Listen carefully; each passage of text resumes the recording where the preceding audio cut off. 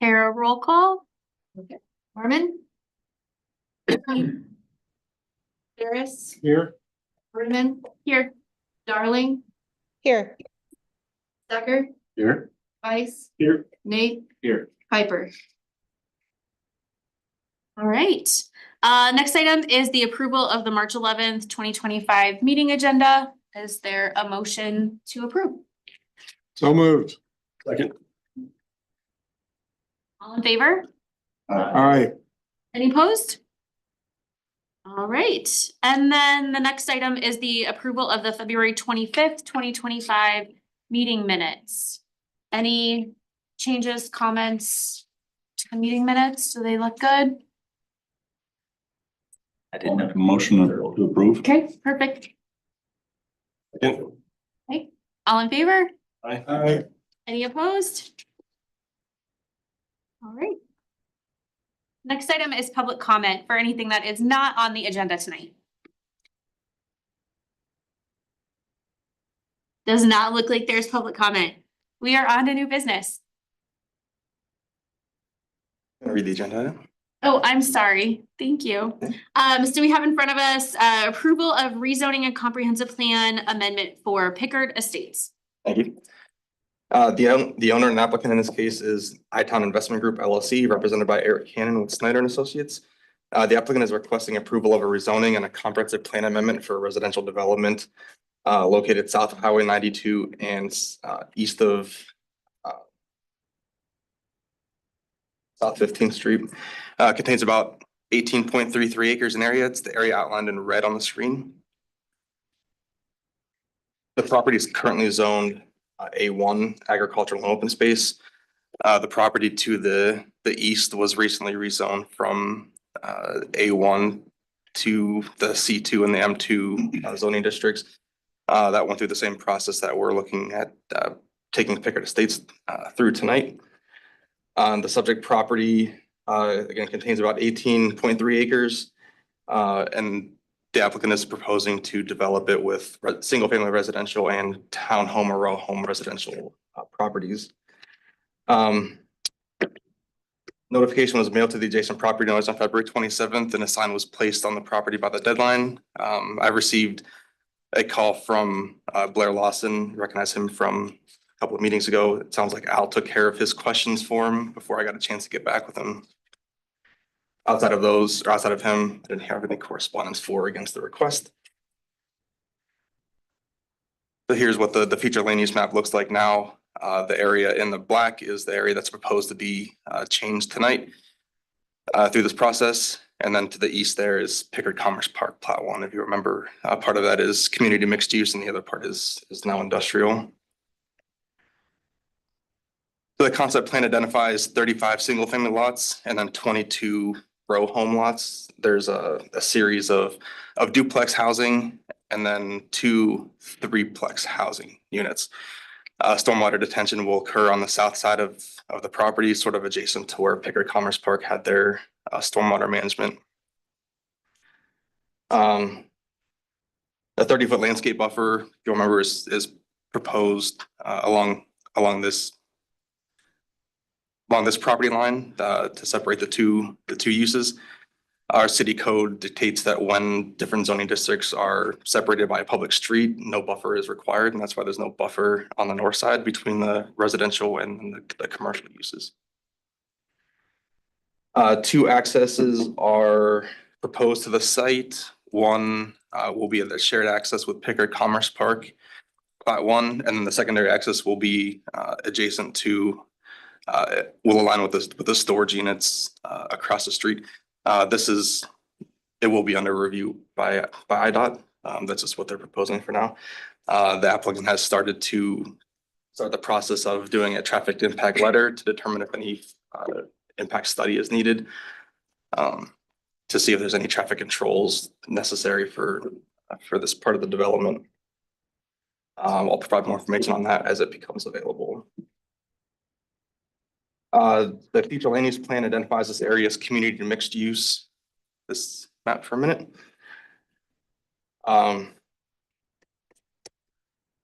community mixed use really allows for what they're proposing for anyway, but to make it sort of consistent with, we're proposing all residential, we'll just change it to a residential district within the future land use map.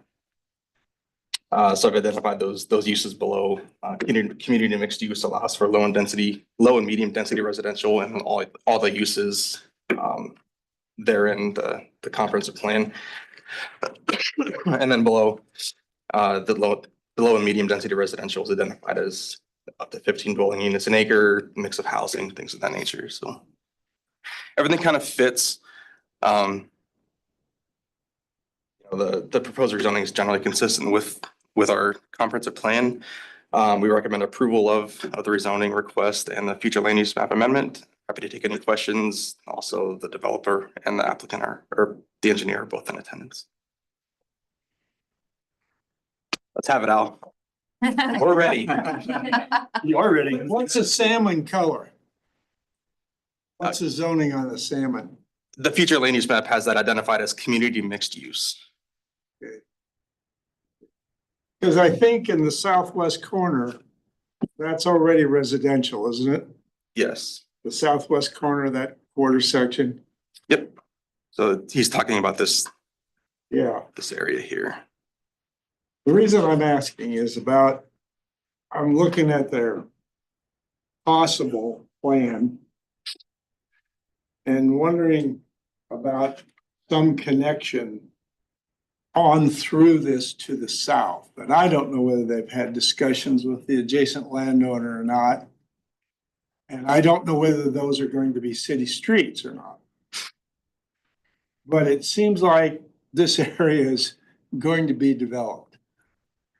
And I just wonder about having a development where there's no way to connect to the south,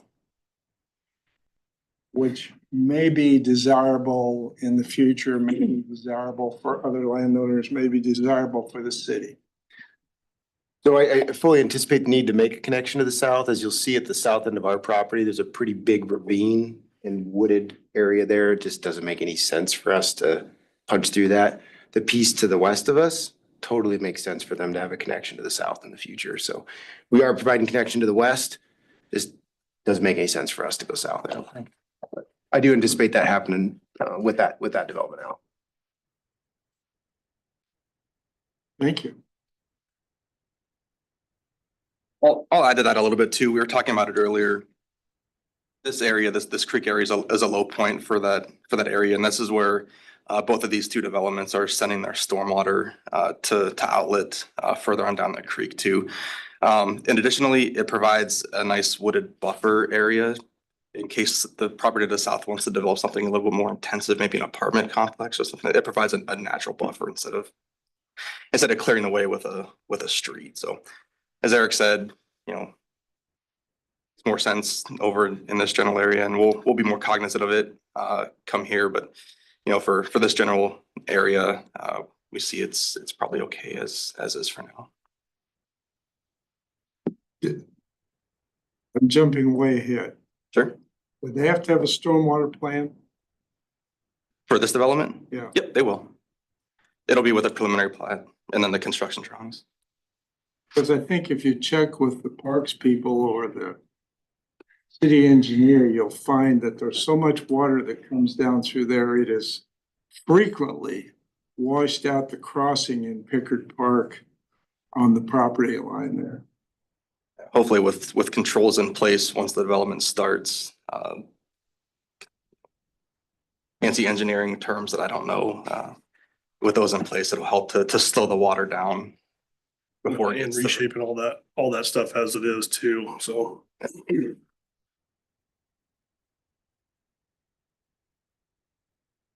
Has nothing to do with the zoning. I am concerned about future traffic out there. We'll see what the traffic impact letter says. Yeah, well, I mean, that's what I think Jake pointed out last month or last meeting, that, it's a 55 or 50 mile an hour zone there. If you're coming from the east, unfortunately, you're going up a little grade and you cannot see that road proposed, at least the east road. And And then quite frankly, during balloon days, you may never be able to get out of that area once you get in it. I mean, I've been trapped in Pickard Park myself during balloon days and I don't know, it just seems like something that, it's not our bailiwick. But it seems like something the city ought to be, somebody in the city ought to be concerned about. And not just the developer working with, because the city's creating part of the problem also with Pickard Park there. And it's not just balloon days. If you go out there on your average standard Saturday when they're having baseball tournaments, it's the same thing in there. And I don't know whether it's speed limits or turning lanes or whatever it is, but we, the city, them, the developers, we're creating a problem, I think, down the road that somebody in the city ought to be, as much as possible, twisting DOT's arm to help us out with that. I would think with this one, going back to last meeting, we were concerned about that, and then having this one, hopefully inquiring about a traffic study for this, one of the two's gotta change something, I would think, so. So going back to the original project, if you recall, our original access was east of 20th there. And then the DOT came back and said, no, you gotta line up with 20th. And there's a big delay there, about 9 months, working through all that with the DOT. The root of that delay was that the DOT comprehensively reassessed all of their corridor policies throughout the entire state. They reclassified everything. So the city is currently working with the DOT to look at all of the corridors, DOT corridors within Indianola. That's not gonna be a quick process, but to your point, that is in process. So city is working with DOT, looking at both the Highway 69 as well as this corridor here. So I don't know the answers to all these things. The DOT is still allowing us to look at each one of these access points case by case while they are comprehensively looking at the entire community. But I do think changes are coming, and different controls and access and possible widening and all those things, I think are all on the table. But again, it'll be probably a year or two would be my guess before that kind of really comes to light. And then the city obviously is gonna have to make some decisions on how they start attacking these improvements throughout the community, so. Is it possible for this to move forward, without DOT? As this thing progresses, obviously we're in the most preliminary stage here, but as it progresses, is it possible that this could go through without having any traffic stuff done? No, we're 100, I mean, this is the DOT's corridor. They control it 100%. So even if the city wanted to do a bunch of stuff here, No, I'm saying can these roads go in and everything as is, and then it be another year before something happens with the traffic, or? so we'll, as Bill mentioned, we'll do a traffic impact letter to start the process with DOT. They'll come back, they may ask for a full study. They may say, letter's good, get an entrance permit in, just like we did over at the Commerce Park. But again, it's really completely independent of the entire corridor. They're gonna look at the corridor, probably from the far east side of town to the west side of town, the intersection there with Highway 69. So it's like, all of that is part of their purview, I guess. We're worried about this one little spot. Yeah. So I fully anticipate, again, not knowing where the DOT is gonna be at is same thing we did there. Their main objective here is 600-foot spacing. That's the DOT's main concern. I have heard everything from widening this all the way out to Pickard, looking to go to 3 lanes and shrinking the other sections east of the school. So I've heard a lot of different things.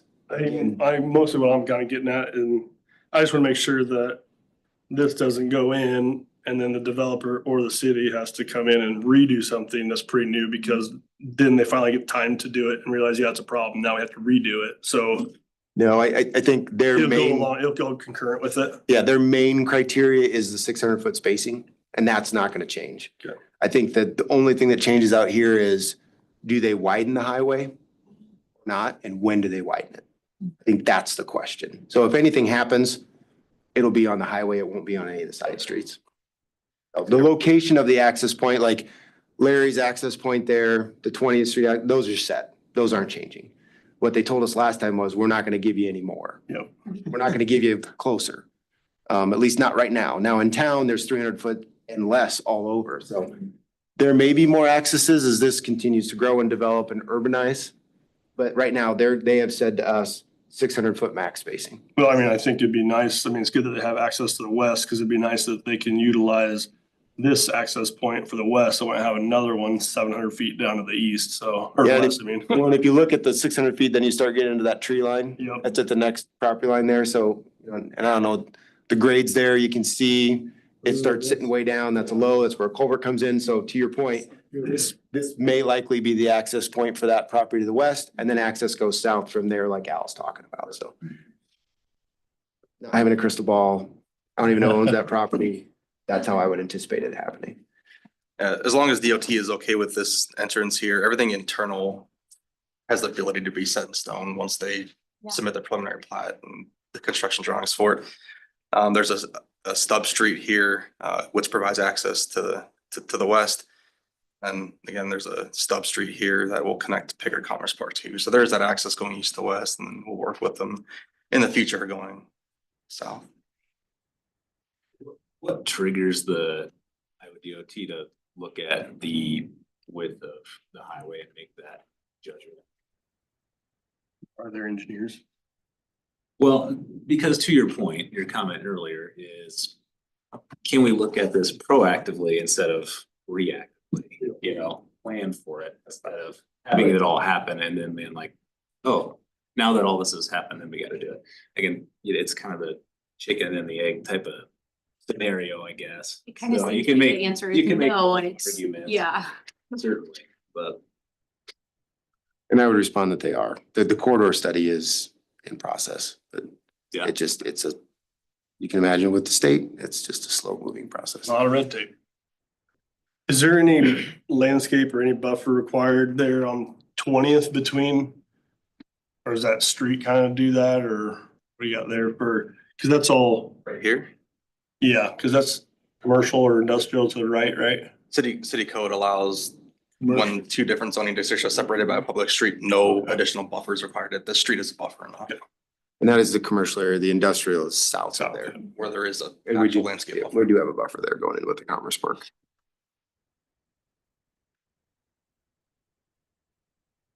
Anything else? Misty, anything from you? No, there's not. Would anyone like to make a motion? Make a motion to approve as submitted. Second. Yeah. Yes. Waterman? Yes. Darling? Yes. Decker? Yes. Vice? Yes. Nate? All right. And then building permit report, current projects, anything for us? No. Is there any update on that schoolyard town home? I was started and finished before I got here. I talked to one lady about an address once, and that's all I've ever heard about it. Is that, was that one, do you know if that, was that one awarded a workforce housing tax credit? And I'll figure out, I sent an Oh, email. fine. I sent an Workforce email. housing tax credit? Is that Abby Gilroy's project? Yeah. Okay, I feel like they got no workforce housing tax credits. There must be something with that. Time I will just put off till springtime. Yeah, Yeah, they just put kind of straw bumped it down. up last Yeah, I last want to button it fall. up and not Yeah. dive into it until. Yep. Seated, put a good seat, Bill put and I seating were on it. talking and yeah. then I left it. Street. Left it till spring. House question. I'm trying to not have a meeting next, in 2 weeks. If we do, it's not gonna be in this room because council has hijacked it for other reasons. All right. They include interviews for the city manager position, so Oh. it'll either be maybe at the IWC, maybe in the room down the hall. I don't know, but hopefully you just Or it's won't no have meeting. one. It'd be okay if we didn't have one.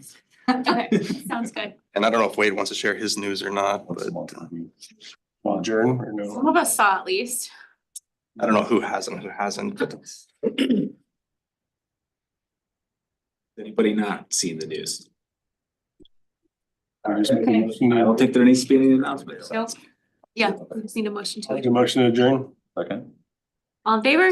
Aye. Any opposed? All right, we are adjourned. You know, to be on the record, whatever's in, whatever might be said, didn't want to be on the record. I was like, this is. Right. Yeah.